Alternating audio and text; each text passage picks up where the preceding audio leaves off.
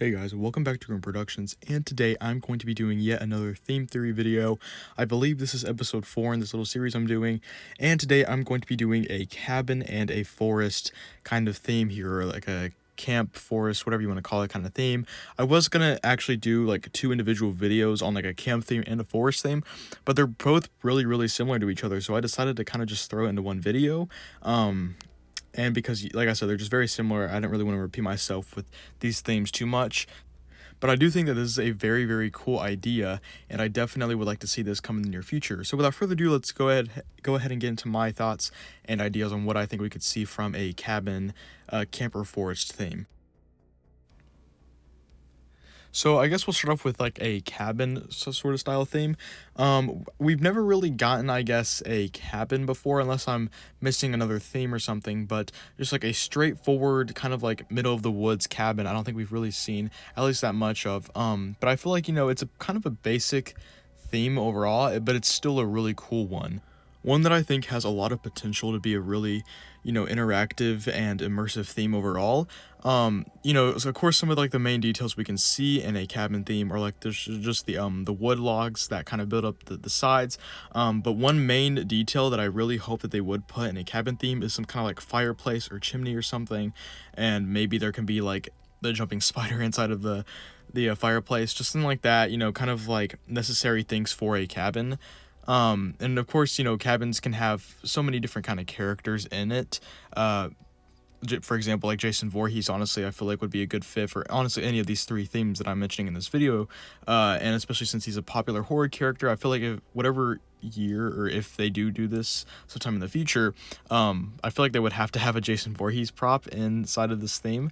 And I feel like if they were to do a cabin, it would definitely be like the front theme, although it could be the back because I feel like things kind of like similar to houses and stuff are more in the back. And along with a cabin, I would imagine it not being like the biggest theme ever, kind of the size as maybe the Spirit Hollows that we got in 2017, which I believe a cabin was supposed to come out that year, but it ultimately didn't. But from what we've seen from like the 2018 theme with the Dead Farmhouse, I feel like a cabin would probably go in the back, especially since it's kind of like deep in the woods and it's back of the store. As far as the front of the store goes, I feel like this photo is like a good example of what they can do for like a camp theme, as like the front theme, at least like the very front archway kind of thing that they do since like 2020 or 2019 or sorry 2018. But yeah, I feel like this would be just a perfect opportunity for them to do this. It's like those like camp signs where like the buses and the cars always like drive through under them. I can already like see it, like saying like Camp Spirit or something, very similar to this but maybe a little bit more withered looking. Just really cool overall. I think this would be a really fantastic theme, and a thing that a lot of people have been mentioning here recently is to do a camp theme. Camps are always like classic horror and Halloween things. You're away from your home, you're in the middle of the woods, it's usually in a dark setting, and then you have a campfire, tell ghost stories, stuff like that. It's just such a good opportunity for them to do this, even more so than some of the themes I mentioned in some of my previous videos on this topic. I feel like a camp theme is just something that we really don't see enough of whenever it comes to like Halloween displays just in general, honestly. As far as a forest goes, the last time I believe we saw any kind of forest theme was in 2017, and it wasn't, I guess, the most heavily themed forest. It was more of like a swampy kind of hollow style, with like the hollow bridge that you would go over, and it had like the rickety wooden bridge, which was really cool. It's one of my favorite themes, just because of that.